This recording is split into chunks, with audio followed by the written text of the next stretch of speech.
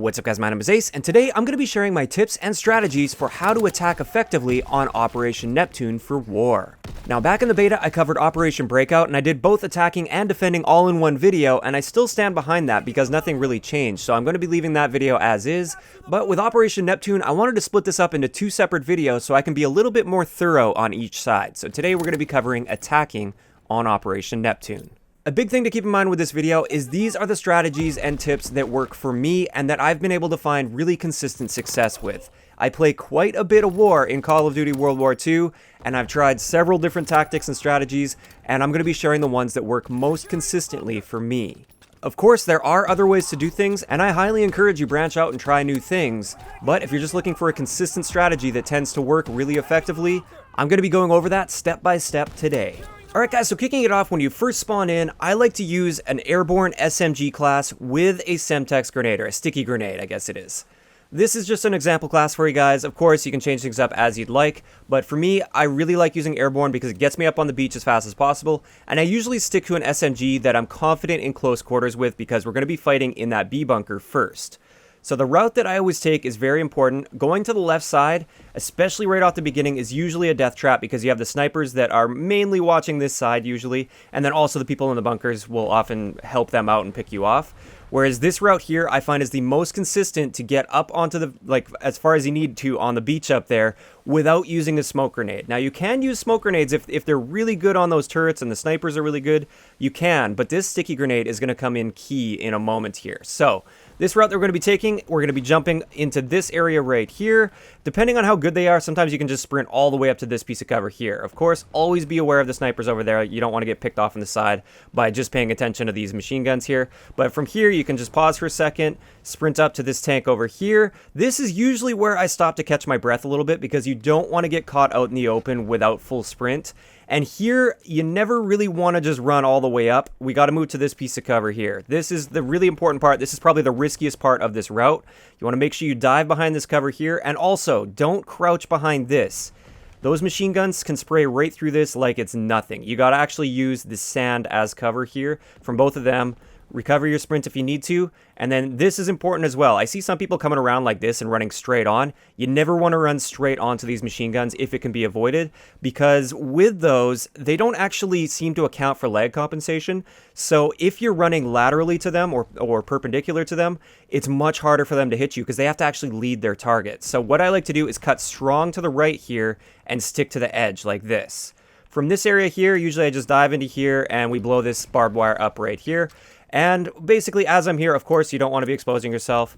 But what I like to do is I wait right here, and then as it's blowing up, this is when I go. The moment it's blowing up, that'll give you just that little bit of cover with the, visual cover, I guess it is, with all the sand and stuff getting blown up.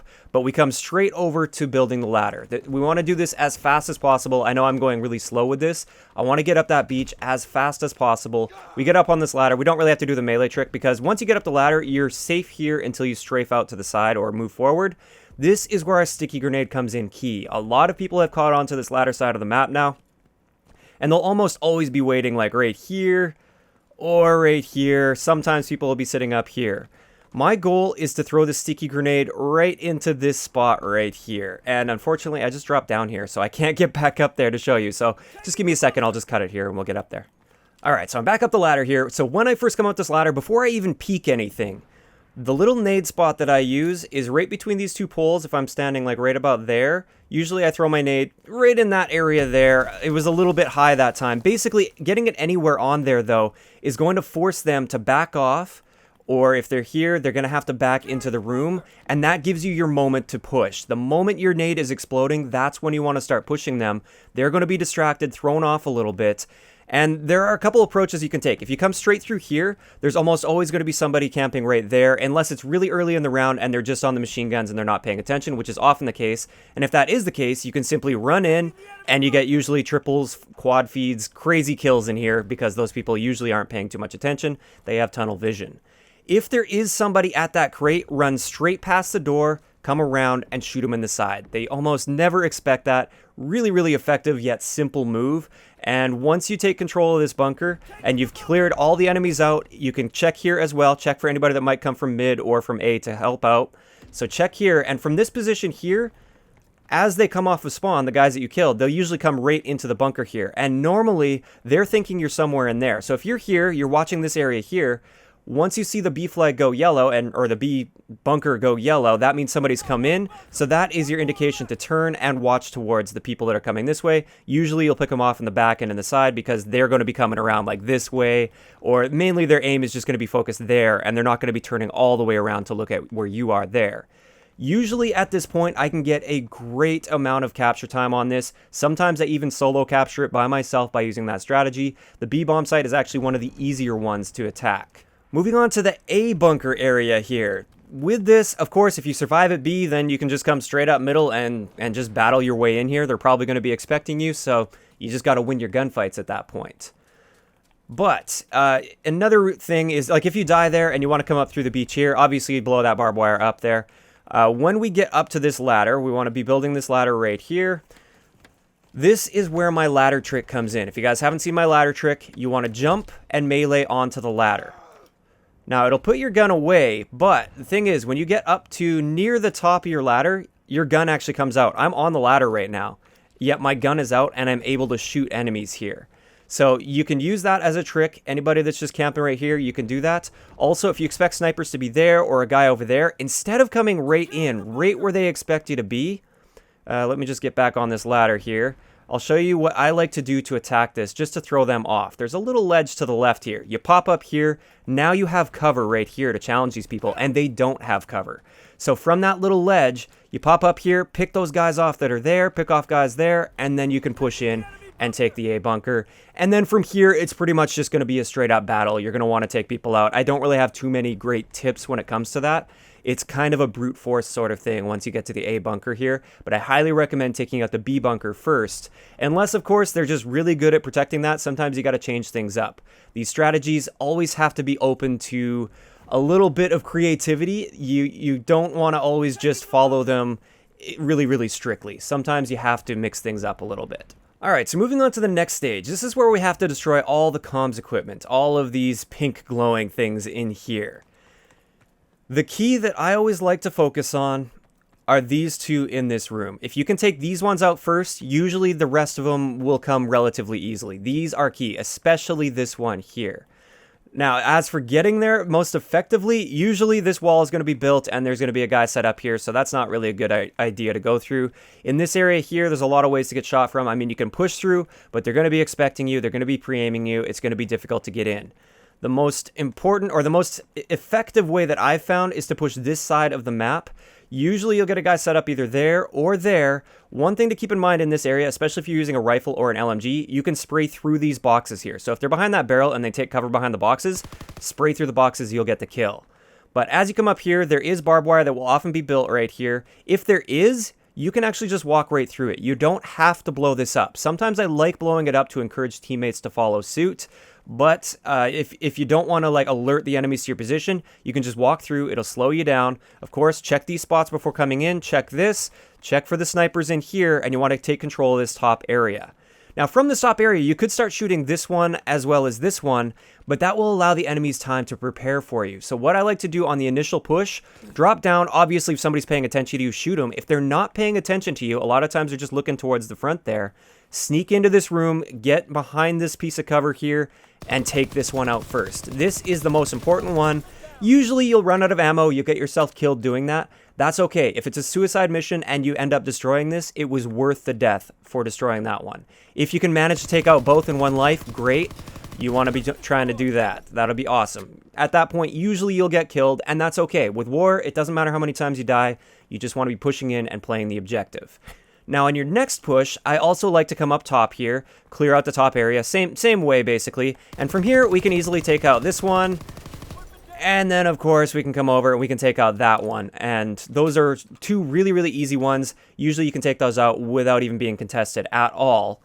Then we've got all these other ones here. Now, I found launchers in this stage can be quite good, so the bazooka especially, because it is much more accurate than the Panzerschreck. As far as aiming at those things. A couple things I want to show you here. I like switching to an LMG class. Oh no. Oh no, I think I have to just change teams and then change back really quick so I can actually select the class that I want here.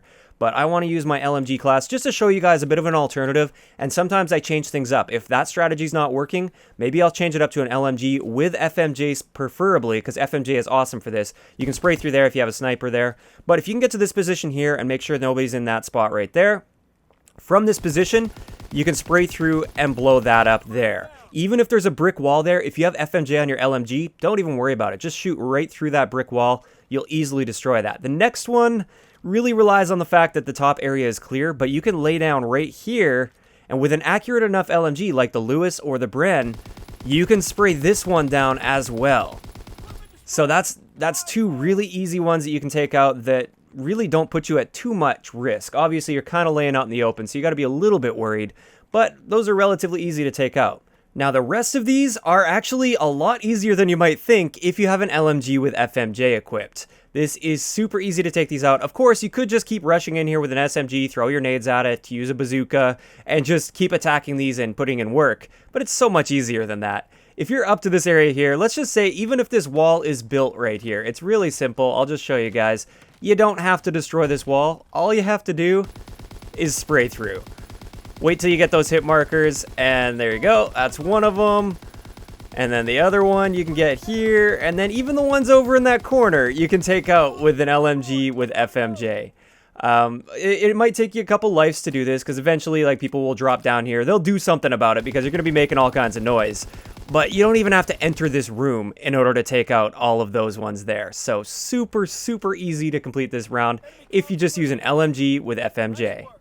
Now, getting into the next stage, this is just my preferred class. This works all the time for me. The Type 100 or the STG in this particular scenario I find is best. And also I like Hunker on this class because I am going to be eating a lot of nades with this. But as we're pushing up to this, I almost always start by pushing the left side towards the A site. Usually you'll have a guy set up there. You might have a guy set up back there as well. Basically, you got to get yourself over into this area, throw your nades, get them to back off, win your gunfights.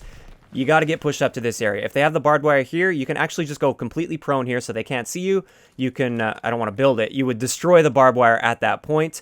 Make sure as you push up to this wall, you're checking here for anybody. And you can kind of strafe back here and you can shoot through this little toolbox like nothing. So if somebody's standing there, make sure you check that spot as well before you hop into this area. Then you can plant the bomb here, and you want to be pushing up and killing them off of spawn. Usually they don't expect it. Kill them off of spawn, keep an eye on all these different areas, and just lock this down.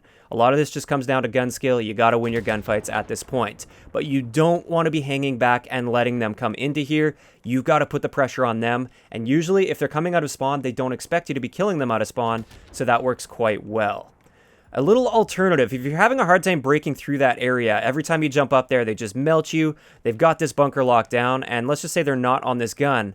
Something that a lot of people don't know is you can actually jump directly up here, and boom, you can take these people out. That way, they don't normally expect it. Get your bomb planted, and then, again, just defend that bomb with your life. That's much better than wrapping around this area here, because when you do this, all these people here, here, and here can get a really clear view on you for a long period of time, whereas when you do this, it's a very short period of time and they don't normally expect it. Now, one other thing that I almost forgot to mention here at the A site right here is when you jump up to this area, you can do that straight on attack and everything, but another little alternative I have for you guys is excellent. If you can get up to this point here, obviously you want to make sure those guys are dead there. You can actually mantle up right over here. Anywhere to the right of that, you can't mantle up, but you want to go to the position like right here. When you mantle up, there's actually this ledge you can use and this cover you can use with these sandbags. You can easily pick people off here. You can use this to defend as well.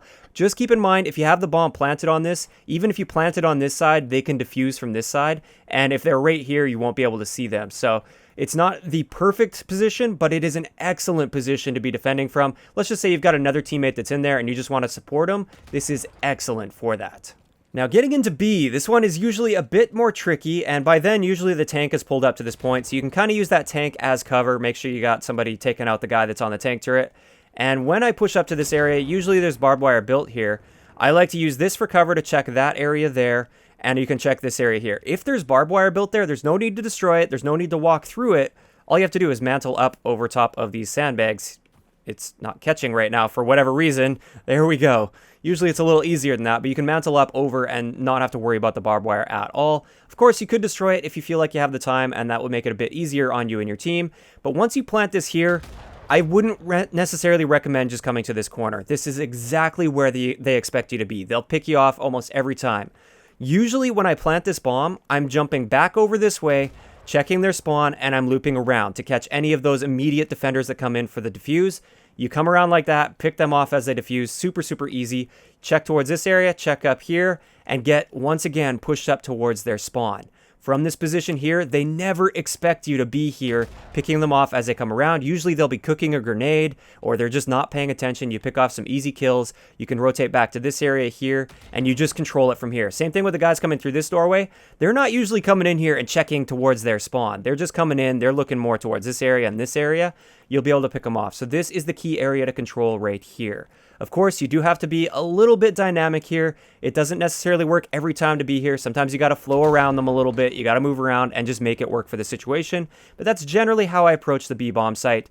In this stage, smoke grenades can also help quite a bit. I don't normally run smoke grenades just because I don't make like a ton of specific classes just for specific areas on this map. And usually I like my sticky grenades as well. But if you have smokes, they can be very helpful in this situation. And with that, that's going to wrap it up for today's video on how I tend to approach attacking on Operation Neptune. I really hope some of these tips are going to help you guys be more effective at winning games on this map. And I also hope I don't run into any of you guys, because now you know all of my tricks and strategies. If you guys missed the episode that I did back in the beta on Operation Breakout, I will leave that link down below. Everything in that episode still applies to this. And of course, I will be covering defense on this map in the somewhat near future. If you enjoyed the video, a like rating is always appreciated, and don't forget to subscribe for more if you haven't already. I'll talk to you guys next time.